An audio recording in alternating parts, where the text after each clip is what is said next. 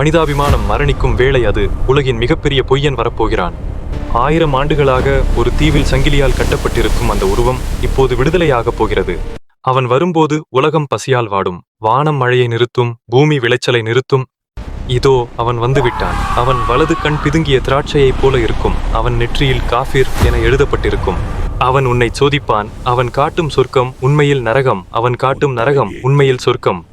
அவன் வானத்திற்கு ஆணையிடுவான், மழை கொட்டும். மக்கள் அவனை கடவுள் என்று நம்பத் தொடங்குவார்கள். பூமிக்கு அடியில் இருக்கும் தங்கமும் வைரம் அவனுக்கு பின்னால் தேனீக்களைப் போல பறந்து வரும். அவன் உயிரற்றவர்களுக்கு உயிர் கொடுப்பது போல நடிப்பான். ஷைத்தான்கள் அவனுக்கு உதவியாக இருப்பார்கள். புயல் காற்றைப் போல அவன் உலகத்தை வலம் வருவான். 40 நாட்களில் அவன் உலகத்தையே தன் கட்டுப்பாட்டிற்குள் கொண்டு வருவான். ஆனால் 2 இடங்கள், மக்கா மற்றும் மதீனா, அங்கே வானவர்கள் வாளோடு நிற்பார்கள். அவனால் உள்ளே நுழைய முடியாது. மதீனா அதிரும். உள்ளிருக்கும் நயவஞ்சகர்கள் தஜ்ஜாலை நோக்கி ஓடுவார்கள். ஈமான் கொண்டவர்கள் மட்டுமே மிஞ்சுவார்கள். அவனுக்கு பின்னால் ஒரு பெரும் படை இருக்கும். வசதி படைத்தவர்கள், பலவீனமானவர்கள் என பலரும் அவன் பின்னால் செல்வார்கள்.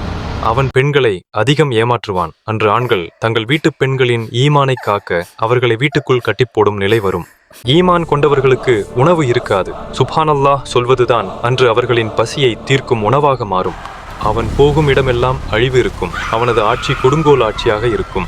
அப்போதுதான் அந்த அற்புதம் நடக்கும். வானவர்களின் இறக்கைகளில் கை வைத்தபடி ஈசா நபி அவர்கள் இறங்கி வருவார்கள்.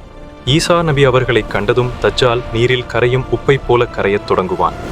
அவன் தப்பிக்க முடியாது. ஈசா அலை அவர்களின் வாள் அவன் கழுத்தை அறுக்கும். தஜ்ஜால் முடிவுக்கு வருவான். சோதனை முடியும், சத்தியம் வெல்லும். ஆனால் அன்று உன்னிடம் ஈமான் இருக்குமா என்பதுதான் கேள்வி. தஜ்ஜாலின் பித்தலாட்டத்திலிருந்து காக்க அல்லாஹ்விடம் இப்போதே பாதுகாப்பு தேடுங்கள். மாறத் தயாரா? சப்ஸ்கிரைப்.